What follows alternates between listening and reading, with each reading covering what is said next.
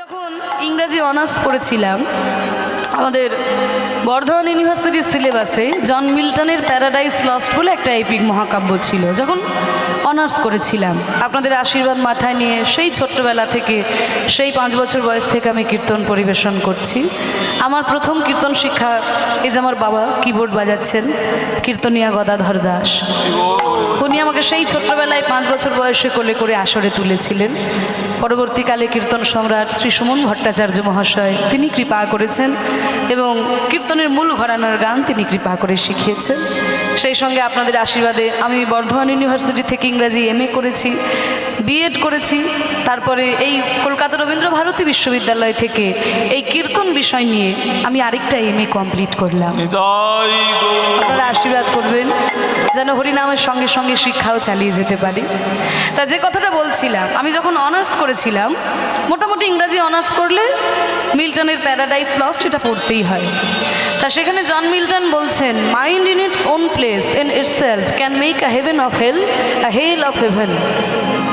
Mind in its own place মানে মন তার নিজের জায়গায়, ইন ইটসেলফ তার নিজের মধ্যে, can make a heaven of hell মানে নরকের মধ্যেও স্বর্গ তৈরি করে নিতে পারে, আ হেল অফ হেভেন আবার স্বর্গের মধ্যেও নরক তৈরি করে নিতে পারে।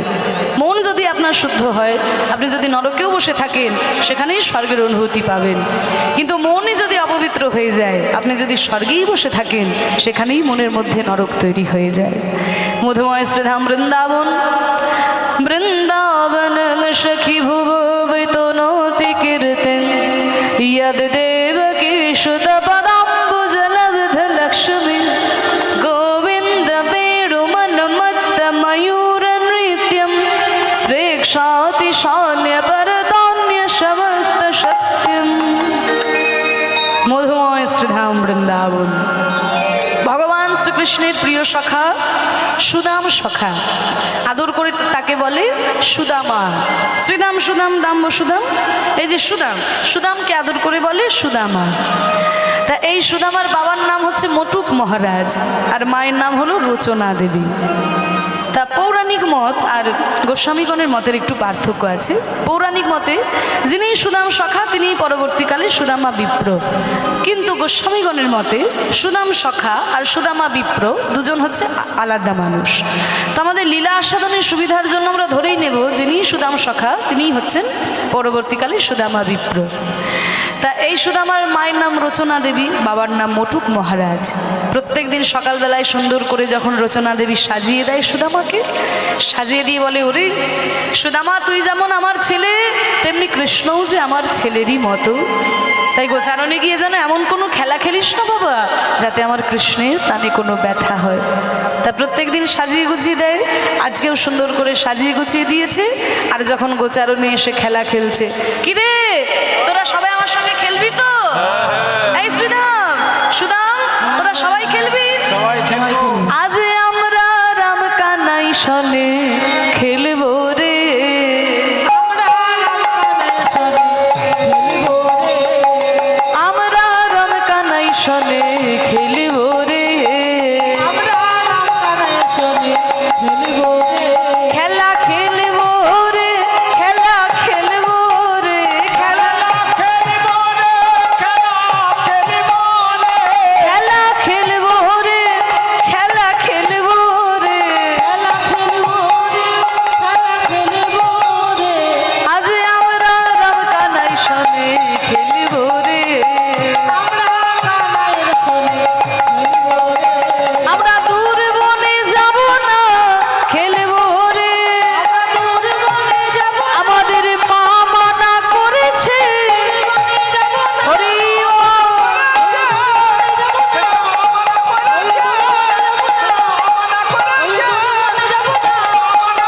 খেলা খেলবো রে, খেলা খেলবো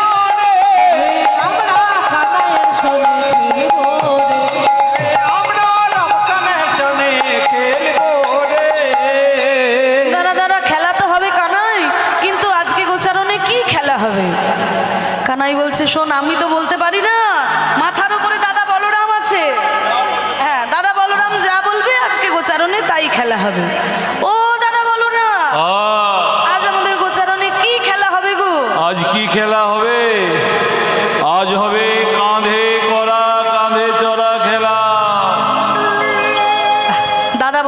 বলে দিয়েছি আজকে খেলা হবে কাঁধে করা আর কাঁধে চড়া। তাহলে কে কাঁধে করবে আর কে কাঁধে চড়বে? তুই কাঁধে চড়বি? আমিও কাঁধে চড়বো। তুইও কাঁধে চড়বি? আমিও চড়বো। তুইও চড়বি? দাদা বলো না। সবাই চড়বো আমরা। সবাই বলছে কাঁধে চড়বো কাঁধে চড়বো। এবার কাঁধে চড়ার দলে যদি কেউ নাম লেখাতে পারে, কেউ কি আর কাঁধে করার দলে নাম লেখাবে? কেন শুধু শুধু কষ্ট করতে যাবে? সবাই বলছে কাঁধে চড়বো। এই শোন, তোরা সবাই যদি বলিস কাঁধে চড়বো, তাহলে কাঁধে করবে কে? ওইভাবে বললে হবে না, সাঁতুরি পাততে হবে, সাঁতুরি, বুঝলি? আমরা কতজন আছি? 24। 24 জন শাখা আর কৃষ্ণ বলরাম, মানে মোট 26 জন, তাই তো? কৃষ্ণের শাখা কিন্তু বৃন্দাবনে 24 জন। তাদের মধ্যে 12 জন প্রধান আর 12 জন উপপ্রধান। প্রধান শাখা যারা আছে, কারা কারা আছে দেখা যাক কজনের নাম করা যায়। শ্রীদাম, সুদাম, দাম, বসুদাম, সুবল, মহাবল, সুবাহু, বহুবাহুস্তক, কৃষ্ণ, অর্জুন, লবঙ্গ আর মধুমঙ্গল। হয়েছে 12টা? মায়েরা গুনেছো? বলে মা গো শুনতে বলছো, বসে বসে শুনছি। হ্যাঁ, গুনতে বললে তবে তো গুনবো। এইবার বলছি ভালো করে গুনো, ভালো করে গুনে নাও। দেখো 12টা হলো না কটা হলো? শ্রীদাম, সুদাম, দাম, বসুদাম, সুবল, মহাবল, সুবাহু, বহুবাহু, স্তক কৃষ্ণ, অর্জুন, লবঙ্গ, মধুমঙ্গল। হয়েছে 12টা? দেখবেন লবঙ্গ মানে কিন্তু খাবার লবঙ্গ নয়, ওটা কৃষ্ণের 12 জন শাখার মধ্যে একজনের নাম লবঙ্গ। তা 12 জন প্রধান শাখা আর 12 জন উপপ্রধান। তাদের মধ্যে কারা আছে? হলায়ুধ, বরুথপ, গন্ধর্ব, কিঙ্কিনী, অংশুমান, ভদ্রসেন, বিলাসী, বসন্ত, উজ্জ্বল, কলবিঙ্ক, কোকিল, পুণ্ডরী। 12 আর 12 যোগ করলে 24। তা এই 24 জন শাখা নিয়ে গোবিন্দ খেলেন। তা 24 জন শাখা আর কৃষ্ণ বলরাম মানে মোট 26 জন। এই যা তাড়াতাড়ি জঙ্গল থেকে 26টা বড় বড় পাতা নিয়ে আয় তো। হ্যাঁ, তাড়াতাড়ি বড় বড় পাতা নিয়ে আয়। এনেছিস? বাহ, এর মধ্যে একটা পাতাকে ছিদ্র করে দিয়েছিস। এবার ছেঁড়া পাতাকে ভালো পাতায় মিশিয়ে দে। এইবার আমাকে পাতাগুলো দে। একটা একটা করে পাতা আমি সবাইকে দেব। যার কপালে ওই ছেঁড়া পাতাটা পড়বে সে হবে চোর, আর আমাদের সবাইকে কাঁধে করে নিয়ে যমুনার তীর পর্যন্ত যাবে। ঠিক আছে? তোরা কিন্তু কেউ পাতা বাছাবাছি করবি না। যার কপালে যেটা পড়বে সে কিন্তু সেটা। এনে শ্রীরাম পাতা ধর।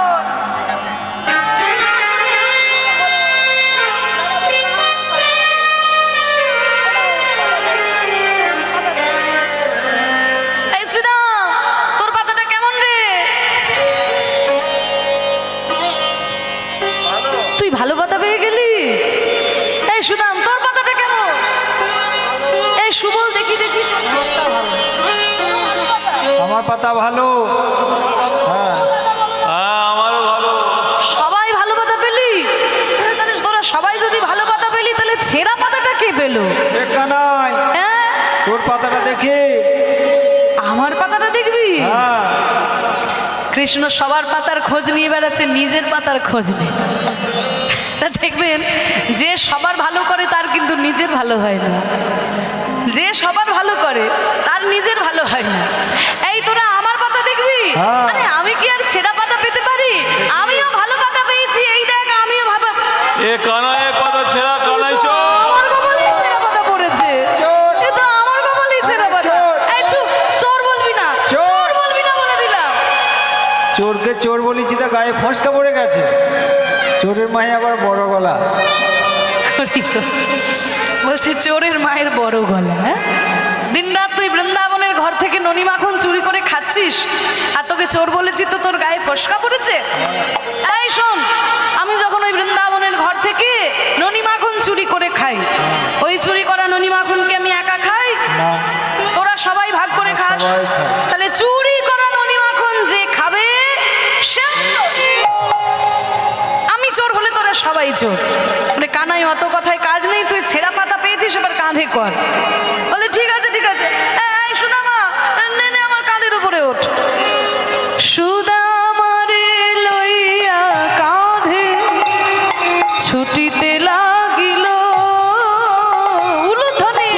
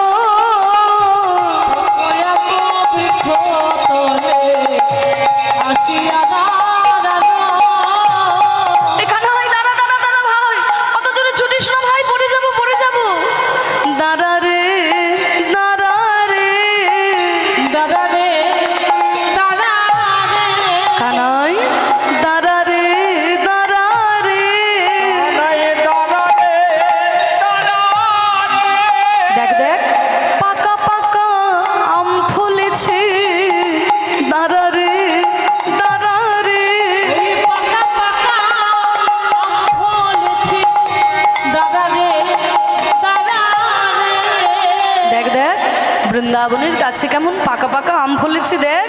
কানাই দাঁড়া, কানাই দাঁড়া। এই সুদামা, তুই আমাকে পাকা আম দেখাচ্ছিস কেন? দে না, একটা পাকা আম পেড়ে আমার হাতে দে। এই কানাই, গাছের এত উঁচুতে আম আমি নাগাল পাবো কি করে? বলে কেন, তুই তো আমার কাঁধের ওপরে উঠেই আছিস। তুই এক কাজ কর, আমার কাঁধের ওপরে চেপে দাঁড়িয়ে যা। আমার কাঁধের ওপরে চেপে দাঁড়িয়ে যা, তাহলে তুই আম গাছে নাগাল পেয়ে যাবি, আর একটা একটা করে পাকা আম পেড়ে তুই আমার হাতে দে। এই বলে কৃষ্ণের কাঁধের ওপরে চেপে সুদামা দাঁড়িয়েছে। যেই না দাঁড়িয়ে গেছে অমনি নাগাল পেয়ে গেছে। এই তো কানাই, পেয়ে গেছি, পেয়ে গেছি, তাড়াতাড়ি দে।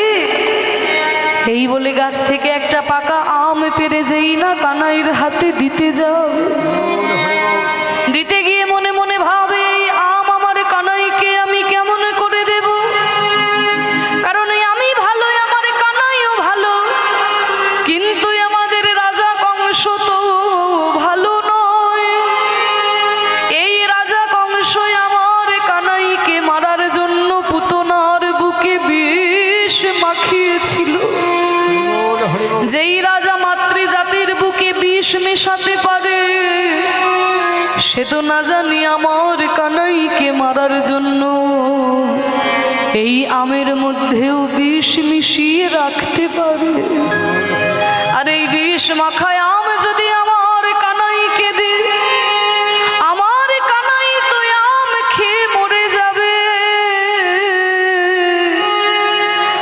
আর কানাই মরে গেলে তো আমরা আর কেউ প্রাণে বাঁচব না। তার থেকে এই আম আমি খেয়ে দেখি আমের মধ্যে বিষ আছে কিনা।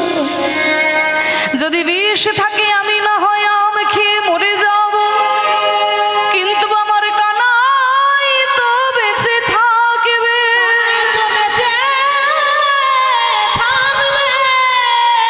কানাই বেঁচে থাকলে কত বড় বড় কাজ করবে। কানাই গিরি গোবর্ধন ধারণ করে বৃন্দাবনকে রক্ষা করেছে। কানাই কালিও নাগকে দমন করে বৃন্দাবনকে রক্ষা করেছে। আমি মরে গেলে ক্ষতি নয়, আমার কানাই যেন বেঁচে থাকে। কত বড় ভক্ত! যে আমের মধ্যে যদি বিষ থাকে, বিষ মাখা আম খেয়ে কানাই মরে যাবে, আর কানাই মরে গেলে তো আমরা কেউ প্রাণে বাঁচবো না। তার থেকে আমি খেয়ে দেখি আমের মধ্যে বিষ আছে কিনা। যদি বিষ থাকে আমি না হয় মরে যাব, কিন্তু আমার কানাই তো বেঁচে থাকবে। এই বলে আমটা নিয়ে যেই একবার কামড় দিয়েছে, আহা কত সুস্বাদু আম! তা না হলে কি কৃষ্ণ সেবাই লাগে? এবার আমটাতে কামড় দিয়ে যখন দেখলো যে কই না, আমি তো আম খেয়ে মরলাম না, তাহলে নিশ্চয়ই আমের মধ্যে বিষ নাই। আবার যখন আমটা দিতে গেছে, আবার মনে মনে ভাবলো আচ্ছা আচ্ছা হয়তো হয়তো যেদিকটাই আমি কামড় দিলাম এদিকটাই বিষ নাই, আমটার উল্টো দিকে তো বিষ থাকতে পারে। এই বলে আমটা উল্টো দিকে ঘুরিয়ে আর একবার কামড় দিয়েছে। চারিদিকে জিহ্বা দিয়ে লেহন করেছে। চারিদিকে জিহ্বা দিয়ে লেহন করার পর যখন দেখলো যে না, আমি তো আম খেয়ে মরলাম না, তাহলে নিশ্চয়ই আমের মধ্যে বিষ নাই। এইবার ওই এঁঠো আমটা কানাইয়ের হাতে দিয়ে বলে, ওরে কানাই, ওরে কানাই রে, আমি আম খেয়ে দেখলাম, জিহ্বা দিয়ে লেহন করে দেখলাম এই আমের মধ্যে বিষ নাই। নে ভাই, এইবার এই আমটা তুই খা। তবে দেখিস ভাই, ভালো লাগছে বলে যেন তুই পুরো আমটাকেই খেয়ে নিস না রে। ওই আমের একটু আঁটি অংশ যেন আমার জন্য রাখিস। কেন জানিস? তোরে ঠো বড় বড় মিঠো লাগে, ওরে ভাই রে কানাই, কানাই তোরে ঠো বড় মিঠো লাগে,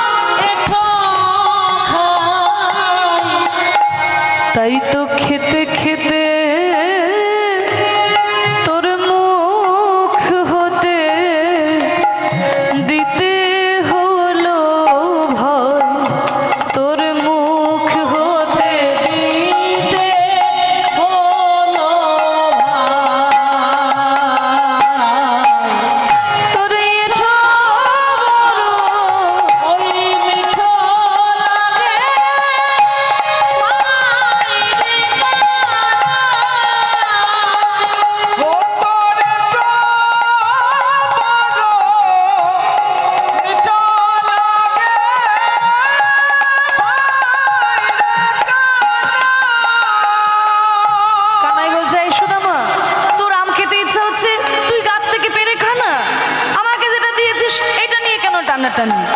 আমার এঁঠো বলে তোর বেশি ভালো লাগছে? হ্যাঁ রে কানাই, তোর এঁঠো বলেই যে আমার বেশি ভালো লাগছে। দেখবেন মায়েরা, বাড়িতে যদি কোনো কারোর পেয়ারা গাছ থাকে, আপনাদের আর পেয়ারার কথা বেশি বলতে হবে না, বারুইপুরের বিখ্যাত পেয়ারা আমরা এখন কত দাম দিয়ে কিনে কিনে খাচ্ছি, তাই না? তোমাদের এখানে পেয়ারা বাগানে ছড়াছড়ি।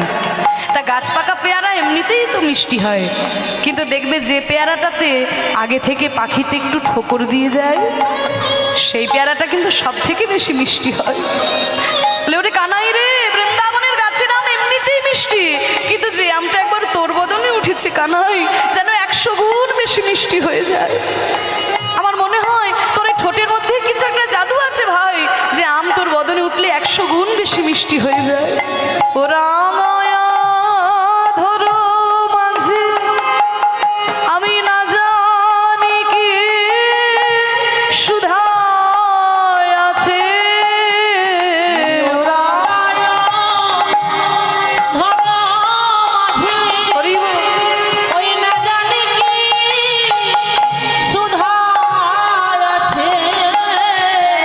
ভাই কানাই রে, তোর চাঁদ মুখের বলি হারি যায়, তোর চাঁদ মুখের বলি হারি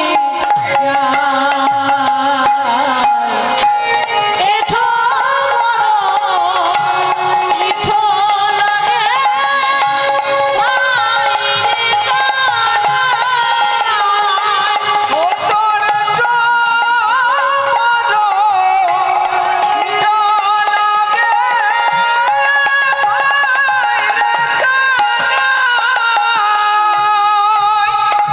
ভগবানকে কেমন করে ভালোবাসতে হয় দেখো।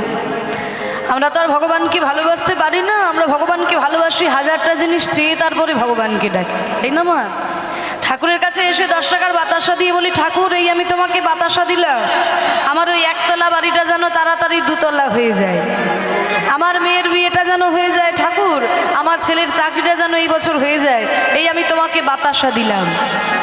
আচ্ছা সত্যি করে বলো তো মা, ভগবান কি তোমার বাতাসার জন্য বসে আছে?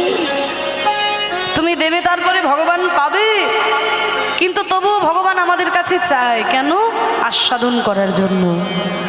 দেখবেন যদি কোনো বাবা দূর দেশে যায়, ঘরে আসার সময় কিন্তু ছেলেদের জন্য একটু মিষ্টি আনে, তাই না? তো একজন বাবা বিদেশে গেছেন, ঘরে আসার সময় ছেলেদের জন্য 1 ভাঁড় মিষ্টি এনেছে।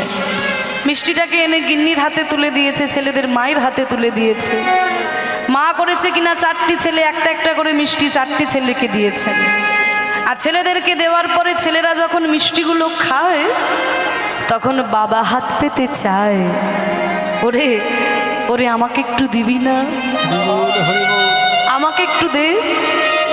আচ্ছা সত্যি করে বলুন তো, বাবা কি খাবার জন্য চায়? বাবার পকেটে তো অনেক টাকা ছিল, মিষ্টি দোকানে বসে একটা কেন 100টা মিষ্টি খেতে পারতো, কিন্তু ছেলের হাতে তুলে দিলাম, তার থেকে ছেলে যদি আমাকে একটু খুঁটে দেয়, বাবার কত আনন্দ হয়।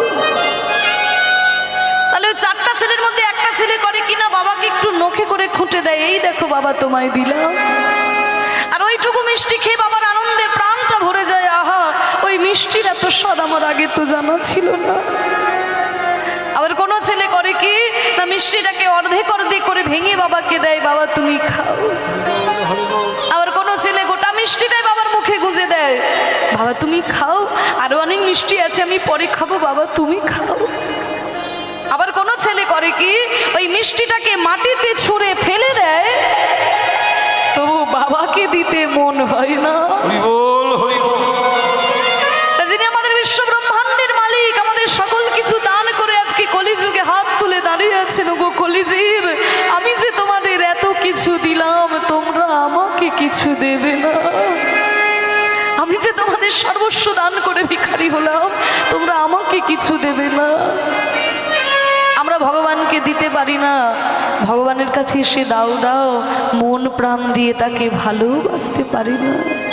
সব কিছুই ভগবানকে দিতে পারি, কিন্তু ভগবান তার আমাদের কাছে টাকা পয়সা ধন সম্পত্তি চাই না, যে তার কিসের অভাব, যিনি ত্রিভুবনের মালিক। কিন্তু ভগবান হচ্ছে ভক্তির কাঙাল, ভগবান ভালোবাসার কাঙাল, প্রেমের কাঙাল, কিন্তু সেই ভক্তিটুকুই আমরা ভগবানকে দিতে পারি না। মনটা আমাদের ভগবানকে কেমন করে দেব? মনটা তো সংসারে দিয়ে বসে আছি, তাই না? মনটা তো সংসারে দিয়েছি, ভগবানকে দেব কেমন করে? বলে শোনো মা গো, যাদেরকে তুমি মনটা দিলে, সারা জীবন যাদের জন্য তুমি খেটে মরলে, জেনে রাখো এই সংসারে কিন্তু কেউ কারোর নয়। যতদিন অর্থ উপার্জন করতে পারবেন বাবা, সংসারে সবাই আপনাকে ভালোবাসবে।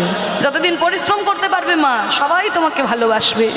কিন্তু যখন জরায় শরীর জরাজীর্ণ হয়ে যাবে, বিছানায় পড়ে থাকবে, কেউ আর ডেকে জিজ্ঞাসাও করবে না মা কেমন আছো, বাবা কেমন আছো। এই তো সংসার। শত শত বছর আগে শঙ্করাচার্য বলেছেন, যাবতৃত্ব পার্জন শক্ত তাবন নিজ পরিবার লাগত তদঞ্চ যারা যারা যারা দেহে বার্তাং কোপিনা পৃচ্ছাতি গেহে। যখন জরায় শরীর জরাজীর্ণ হয়ে যায়, কেউ আর খোঁজ খবরও নেয় না। ভেবে দেখ মন, কেউ কারো নয়, মিছে ভ্রম এই ভূমণ্ডলে। ভেবে দেখ মন, কেউ কারো নয়, মিছে ভ্রম ভূমণ্ডলে।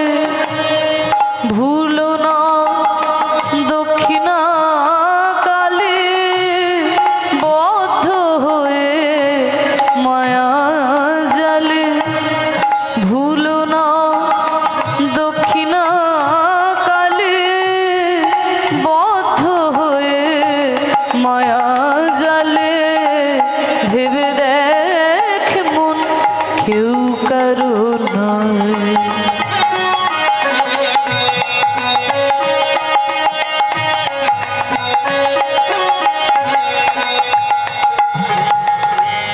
যার জন্য মরো ভেবে, সে কি তোমার সঙ্গে যাবে?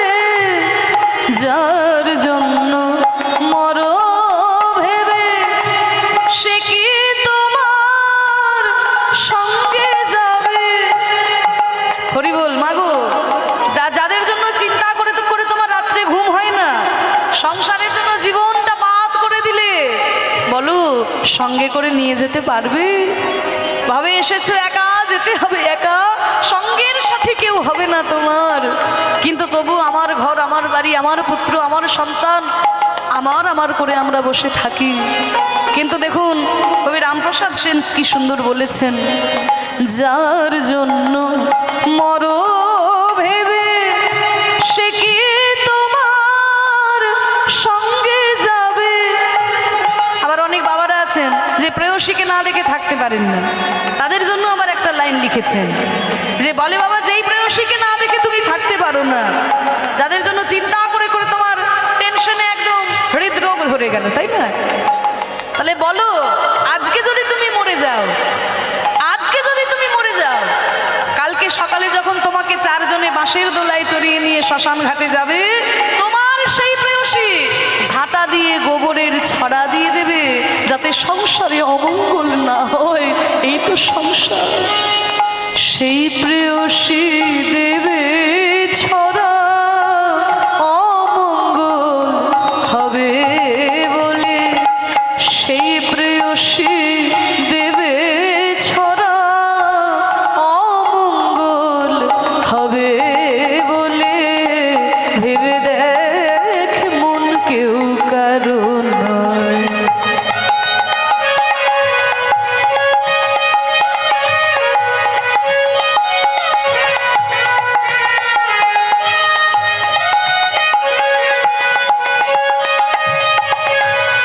দিন দুই তিনের জন্য ভাবে কর্তা বলে সবাই ডাকে। হরি বল। আজকে তুমি কর্তা বলে তোমার এত অহংকার, অনেকে আছে না, শোনো আমার এক কথা এখানে নেতা মন্ত্রী সব দাঁড়িয়ে যাবে, আমি কেন কারোর কথা শুনবো, আমার কথায় উঠবে বসবে। অহংকার। আজকে তুমি কর্তৃত্বের অহংকার করছো। তোমার মতো কত কর্তা এলো আর কত কর্তা চলে গেল। এই পৃথিবীতে কারোর চিহ্ন থাকে না, মানুষের দেহ থাকে না, থেকে যায় কি কর্ম। সৎকর্ম যদি করা যায়, কর্মের দ্বারাই মানুষ শত শত বছর বেঁচে থাকে। দিন দুই দিনের জন্য হবে কর্তা বলে সবাই ডাকে, সেই কর্তারে দেবে ফেলে কালা কালের কর্তা এলে, সেই কর্তারে দেবে ফেলে কালা কালের কর্তা এলে, ভেবে দেখ মন কেউ কারো নয়, মিছে ভ্রম ভূমণ্ডলে, ভুলো না দক্ষিণা কালে বদ্ধ হয়ে মায়া জালে, ভেবে দেখ মন কেউ কারো নয়, মিছে ভ্রম ভূমণ্ডলে, ভেবে দেখ মন, ভেবে দেখ মন, ভেবে দেখ মন কেউ কারো নয়। নিতাই গৌর প্রেমানন্দে হরি। বল হরি বল। তাই মাগো যতদিন এই পৃথিবীতে আছি একটু ভগবানের নাম করব, ভগবানকে ডাকবো। মনের মতো করে যদি মনের ভগবানকে ডাকা হয়, ভগবান যে সাড়া দিতে বাধ্য। আজকে সুদামা কৃষ্ণকে এত ভালোবাসে কেন জানো মাগো? পূর্বজন্মের বড় স্বীকৃতি না থাকলে যে ভগবানের চরণ লাভ করা যায় না। এই সুদামা পূর্বজন্মে কে ছিল তাহলে আমাদের একটু জেনে নিতে হবে। এটা জানতে গেলে আমাদের যেতে হবে একটু ত্রেতা যুগে। ও মায়ের একটু মন দিয়ে শোনো। ত্রেতা যুগে যখন রামচন্দ্রকে রাজা করবেন বলে সমস্ত ব্যবস্থা করেছেন রাজা দশরথ, হ্যাঁ, কত চারিদিকে আলো রোশনাই, কত হই হুল্লোড়, রামচন্দ্র রাজা হবে। আর ওদিকে মা কইকেয়ী, তোমরা তো জানো রামের মা হচ্ছে কৌশল্যা আর ভরতের মা কইকেয়ী। আমরা কিন্তু জানি যে কইকেয়ী খুব বাজে একজন মহিলা। কইকেয়ীর জন্য রামচন্দ্রকে বনবাসে যেতে হয়েছিল, কত কষ্ট করতে হয়েছে রামকে, তাই না?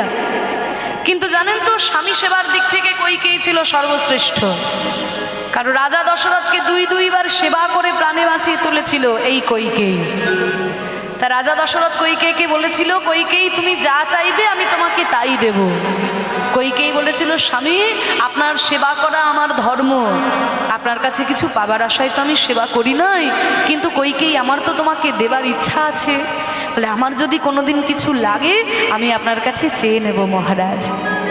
এবার কইকেয়ী যখন আনন্দ করছে রামচন্দ্র রাজা হবে, দেখুন কইকেয়ী কিন্তু রামকে নিজের ছেলের মতনই ভালোবাসতো, ছোটবেলা থেকে মানুষ করেছে। তা বলছে আমার রাম রাজা হবে।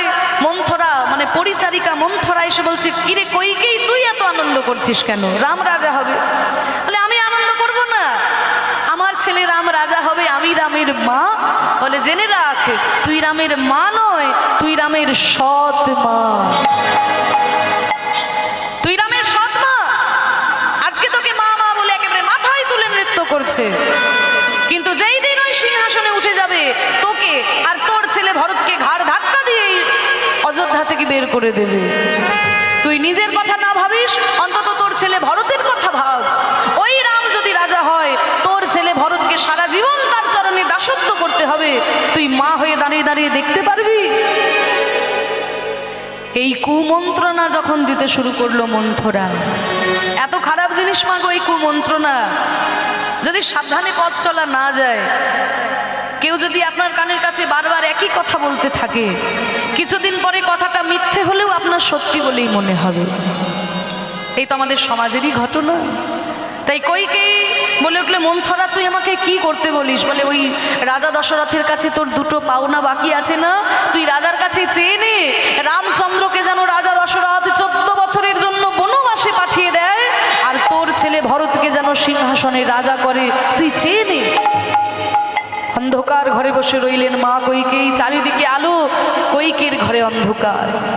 রাজা দশরথ এসে বললেন, কইকেয়ী তুমি এইভাবে ঘর অন্ধকার করে বসে কি করছো? কইকেয়ী বলে, স্বামী আপনার মনে আছে আমি আপনাকে দুইবার প্রাণে বাঁচিয়েছিলাম। আপনি বলেছিলেন আমি যা চাইবো আপনি আমাকে তাই দেবেন। আপনি ক্ষত্রিয়ের সন্তান, যদি কাউকে কোনো কথা দেন সেই কথা আপনি রাখেন। আজকে আমার সেই পাওনা গন্ডা মেটানোর দিন এসেছে মহারাজ, আপনি আমার পাওনা গন্ডা মিটিয়ে দিন, আর আমি কোনো কথা বলবো না। হ্যাঁ কইকেয়ী, আরে কালকে আমার রামের অভিষেক হবে, রাম আমার রাজা হবে, সব কিছু ভালো ভালো মিটে যাক, কালকে দিনটা পেরিয়ে যাক, তারপরে তুমি যা চাইবে আমি তোমাকে দেব। না, আমি আপনার কাছে যা চাই এক্ষুনি এই মুহূর্তে দিতে হবে, কাল হয়ে গেলে আপনি দিতে পারবেন না। এমন কি তুমি আমার কাছে চাও কইকেয়ী যে কাল হয়ে গেলে দিতে পারবো না? আপনি আমাকে দেবেন কি না বলুন? শোনো, আমি ক্ষত্রিয় সন্তান, যদি কাউকে কোনো কথা দিই সেই কথা আমি রাখি। আমি যদি ঘরে কথা রাখতে না পারি তবে আমি বাইরে কি কথা রাখবো? বলো বলো তুমি আমার কাছে কি চাও? কইকেয়ী বলল, স্বামী, আমার প্রথম চাওয়া ওই রামচন্দ্রকে আপনি 14 বছরের জন্য বনবাসে পাঠিয়ে দিন। আর আমার দ্বিতীয় চাওয়া, আমার ছেলে ভরতকে আপনি সিংহাসনের রাজা করবেন। আপনি আমায় কথা দিন। কইকেয়ী, কইকেয়ী, তোমার মুখে এই কথা শোনার আগে আমার মরণ কেন হলো না? কইকেয়ী, আমার ছেলে রাম, যাকে রাজা করব বলে আমি সমস্ত ব্যবস্থা করেছি, কাল তার অভিষেক হবে, আর আজকে তুমি আমার কাছে চাইছো সেই ছেলেকে আমি 14 বছরের জন্য বনবাসে পাঠিয়ে দেব। তুমি কি মা নাকি পাশানি? ডেকে পাঠালেন রামচন্দ্রকে, পিতার চরণে এসে প্রণাম করলো। ওরে রাম, আমি ক্ষত্রিয়ের সন্তান, যদি কাউকে কোনো কথা দিই সেই কথা আমি রাখি বাবা। আমার ইচ্ছা তোকে আমি সিংহাসনের রাজা করব, তোর মায়ের ইচ্ছা তুই 14 বছরের জন্য বনবাসে যাবি। তুই কি পারবি বাবা তোর পিতার সত্য রক্ষা করার জন্য? তুই কি 14 বছরের জন্য বনবাসে যেতে পারবি না? রামচন্দ্র বলছে, বাবা বাবা, এই দেহটা কার দেওয়া? এই যে দেহটা আমি আজকে পেয়েছি, দেহটা তো আপনারই দেওয়া। তাই আপনি যদি আদেশ করেন সিংহাসনে বসে রাজত্ব পরিচালনা করবে, এই দেহটা তাই করবে পিতা। আর আপনি যদি আদেশ করেন তাহলে এই দেহটা 14 বছরের জন্য কেন, সারাটা জীবন বনে বনে ঘুরে কাটিয়ে দেবে পিতা। ওরে রাম, তোর মতো ছেলে যেন ঘরে ঘরে হয় রে। আমি তোকে আদেশ করলাম তুই 14 বছরের জন্য বনবাসে চলে যা। ততদিনে ভরত হবে অযোধ্যার রাজা। 14 বছর বনবাস করে ফিরে এলে তোরা 4 ভাই 4টি অঞ্চলে রাজত্ব ভাগ করে নিস। পিতামাতার চরণে প্রণাম জানিয়ে রামচন্দ্র চলে গেলেন বনবাসে। সীতামা লক্ষ্মণও তার সঙ্গে চলে গেল। আর ওই পুত্র শোক সহ্য করতে না পেরে রাজা দশরথ ইহ জগৎ পরিত্যাগ করে চলে গেলেন। আর যখন রাজা দশরথ মারা গেল তখন কিন্তু ভরত ছিল না বাড়িতে, ভরত ছিল মামার বাড়িতে। মন্থরা এতটাই কুটিল, জানতো যে ভরতের চোখের সামনে কখনোই রামচন্দ্রকে বনে পাঠানো যাবে না। যখন ভরত ছিল না ওই সুযোগটা কাজে লাগিয়ে নিল। আর যখন ভরতকে আনানো হলো, ভরত এসে দেখে কি তার সোনার রাজপ্রাসাদ ভূতের বাড়ি হয়ে গেছে। কেউ কথা বলে না, কারোর মুখে হাসি নেই। সুমন্ত্র এসে বলছে, ভরত এত তুমি চিৎকার করো না, অযোধ্যার এত বড় ঘটনা ঘটেছে একমাত্র তোমার মায়ের জন্য। আমার মা ছুটে গেল কইকেয়ীর কাছে, মা মা গো, আমি তোমাকে অসম্মান করতে পারি না মা, কারণ তুমি আমার মা, আমি তোমাকে অসম্মান করতে পারবো না। তবে একটা কথা জেনে রেখো মা গো, ইতিহাস কোনোদিন তোমাকে ক্ষমা করবে না। আমার দেবতা সম দাদাকে তুমি বনে পাঠিয়ে দিলে মা গো। তবে পিতামাতা যদি কোনো অন্যায় করে সন্তানকে সেই পাপের প্রায়শ্চিত্ত করতে হয়। তুমি আমার দাদাকে বনে পাঠিয়েছো মা, আমি আমার দাদাকে পায়ে ধরে ফিরিয়ে নিয়ে আসবো। ভরত ছুটে গেল বনের মধ্যে, রামচন্দ্রের চরণ দুটিকে জড়িয়ে ধরে বলছে, দাদা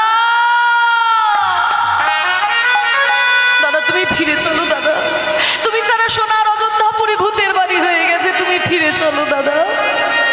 ভরত ভরত তুই আমাকে ফিরিয়ে নিয়ে যেতে? হ্যাঁ দাদা, আমি তোমাকে ফিরিয়ে নিয়ে যেতে এসেছি, তুমি ফিরে চলো। ওরে ভরত, তুই কেমন ভাই, তুই কেমন ভাই রে? দাদা যদি সম্পত্তি ছেড়ে চলে যায় ভাইদের মনে বড় আনন্দ হয় যে এখন সমস্ত সম্পত্তির ভোগ দখল আমি একাই করব। আর তুই কেমন ভাই, আমি সব কিছু ছেড়ে চলে এলাম আর তুই আমাকে ফিরিয়ে নিয়ে যেতে এসেছিস। ভরত, তোর মতো ভাই যেন ঘরে ঘরে হয় রে, তোর মতো ভাই যেন ঘরে ঘরে হয়। দাদা তুমি ফিরে চলো, তুমি ছাড়া সোনার অযোধ্যাপুরী ভূতের বাড়ি হয়ে গেছে, তুমি ফিরে চলো দাদা। ভরত, আমি তো ফিরে যেতে পারবো না। কেন দাদা? ওরে আমার জীবনে বাবা আগে নাকি ভাই আগে? আপনারাই বলুন, যে কারোর জীবনে বাবা আগে নাকি ভাই আগে? আমরা বাবার জন্য ভাইকে পেলাম না ভাইয়ের জন্য বাবাকে পেলাম? বাবার জন্যই তো ভাইকে পেয়েছি। তাহলে বাবা আমাকে আদেশ করেছে 14 বছর বনবাসে থাকতে, তুই আমাকে অনুরোধ করছিস তোর সঙ্গে ফিরে যেতে। তাহলে বল, আমার কাছে বাবার আদেশ আগে নাকি ভাইয়ের অনুরোধ আগে? বাবার আদেশ আমার কাছে সবার আগে। তাই বাবার আদেশ পালন করার জন্য আমি 14 বছর বনবাসে থাকবো, কিন্তু তোর অনুরোধ আমি ফেলে দেব না ভাই। যেই দিন 14 বছর পূর্ণ হবে সেই দিন আমি ফিরে যাব, কিন্তু 14 বছরের একদিনও আগে নয়। দাদা দাদা কোনোভাবেই না ভাই, তুই ফিরে যা। তবে দাদা গো, আমি তোমার জন্য এই পাদুকা দুটো এনেছিলাম, কৃপা করে এই পাদুকা দুটোতে তুমি চরণ দাও।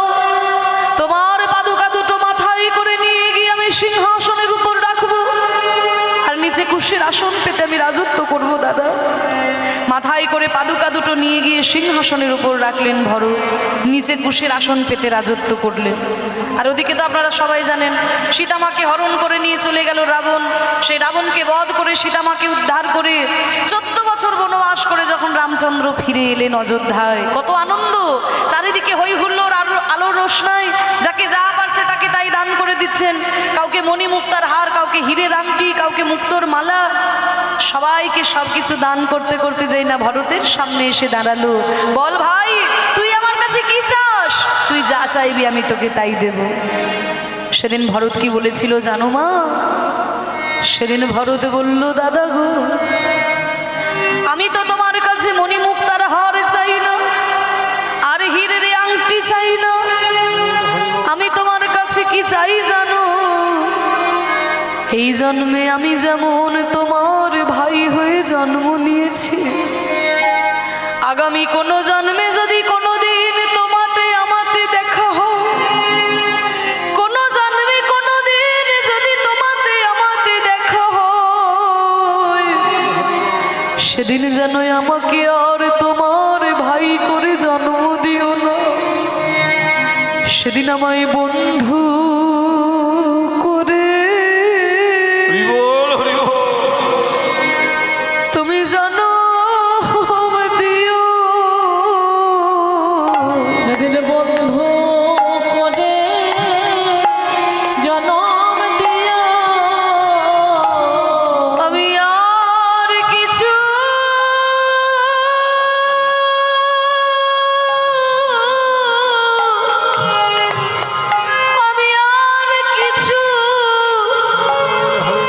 চাই না দাদা, বন্ধু করে আমায় জনম দিও। ভাই আর কিছু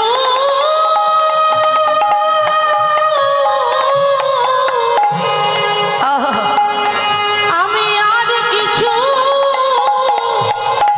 চাই না দাদা, আমায় বন্ধু করে জনম দিও। ভাই, এ তুই কেমন চাওয়া তোর ভাই? তুই আমার ভাই, তোর সঙ্গে আমার রক্তের সম্পর্ক। আরে তুই কি চাইছিস আমার কাছে? ভাই না হয়ে বন্ধু হতে চাইছিস? আরে বন্ধুর সঙ্গে কি আর রক্তের সম্পর্ক হয়? বলে, দাদা গো, আমি তোমার বন্ধু হতে চাই। কেন জানো? যেদিনে আমি তোমাকে বনবাসে ফিরিয়ে আনতে গেলাম,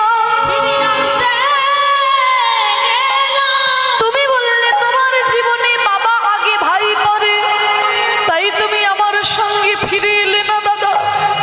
আর যেহেতু আমি তোমার ভাই, আমি তোমার আদেশ মেনে নিতে বাধ্য হলাম দাদা। কিন্তু সেদিন যদি আমি তোমার বন্ধু হতাম, আমি তোমার কোনো কথা শুনতাম না দাদা। তোমাকে হাতে ধরে টানতে টানতে নিয়ে এসে সিংহাসনে বসিয়ে দিতাম। কারণ বন্ধুর সঙ্গে বন্ধু জোর খাটাতে পারে। সখা শুদ্ধ সখী করে স্কন্ধে আরোহণ। তুমি কোন বড় লোক, তুমি আমি সম, এই সমতাটা বন্ধুত্বে থাকে। কিন্তু দাদা আদেশ করলে ভাই মেনে নিতে বাধ্য, কিন্তু বন্ধুত্বে আদেশ অনুরোধের সম্পর্ক না। বন্ধু বন্ধুর কাঁধে ওঠে, বন্ধু বন্ধুর সঙ্গে মারামারি করে। তাই আর আমি তোমার ভাই হতে চাই না দাদা, এবার আমি তোমার বন্ধু ঘটে যায়। আমি মনের মতো করে তোমার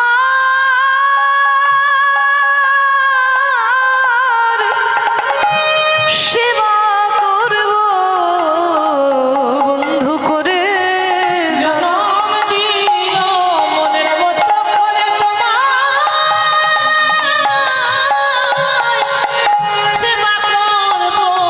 আমি আর কিছু চাই না দাদা, মনের মতো করে তোমার সেবা করব। আর কিছু চাই না। আমায় বন্ধু করে জনম দিও। আর কিছু নিতাই গৌর প্রেমানন্দে হরি। আর কিছু চাই না। সেবা করব। আর কিছু চাই না দাদা। আমায় বন্ধু করে জনম দিও। তাই হবে ভরত, আগামী দাপর যুগে যখন আমি কৃষ্ণ অবতার হয়ে জন্ম নেব, তুই হবি আমার প্রিয় সখা সুদাম সখা, আদর করে তোকে সুদামা বলে ডাকবো। সেদিন তুই মনের মতো করে আমাকে সেবা করিস ভাই। তা সেই ভরত জন্ম নিয়েছে সুদামা হয়ে, তাই তো কৃষ্ণকে এত ভালোবাসে। ছোট্ট ছোট্ট ধেনু বৎস নিয়ে কৃষ্ণের সঙ্গে এত সুন্দর খেলা করা। নটবর নাগর নন্দা, সবাই মিলে ঘিরে ধরে কৃষ্ণকে খেলা করছে। ভজরি মন গোবিন্দা নটবর আনন্দ ভজরে মন গোবিন্দা। নটবর নাগর ভজরে মন গোবিন্দা। শ্যাম সুন্দর মুখ চন্দা ভজরি মন গোবিন্দা।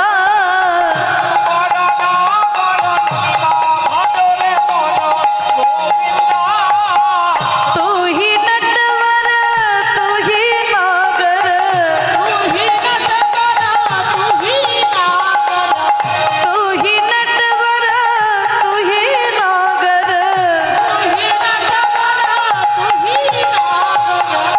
तू ही बाल मुकुंदा भजरी मन गोविंदा।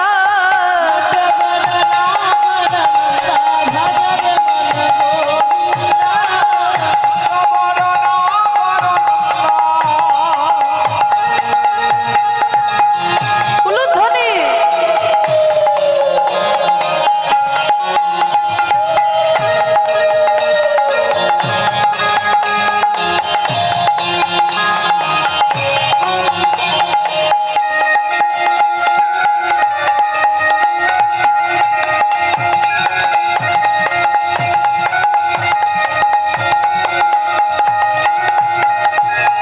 शब्द बन में कृष्ण भरे हैं,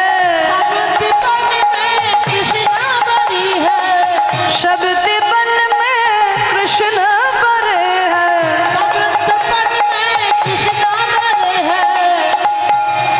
जैसे तारन बिछ चंदा भजरी मन गोविंदा। जय हो।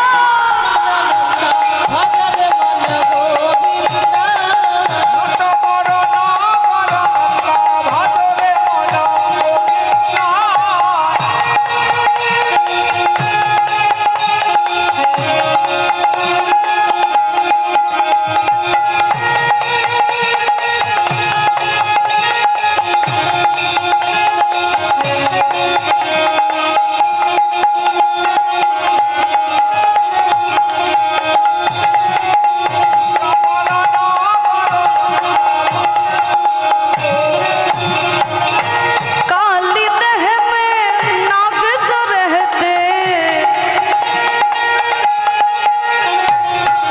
काली दह में नाग जो रहते,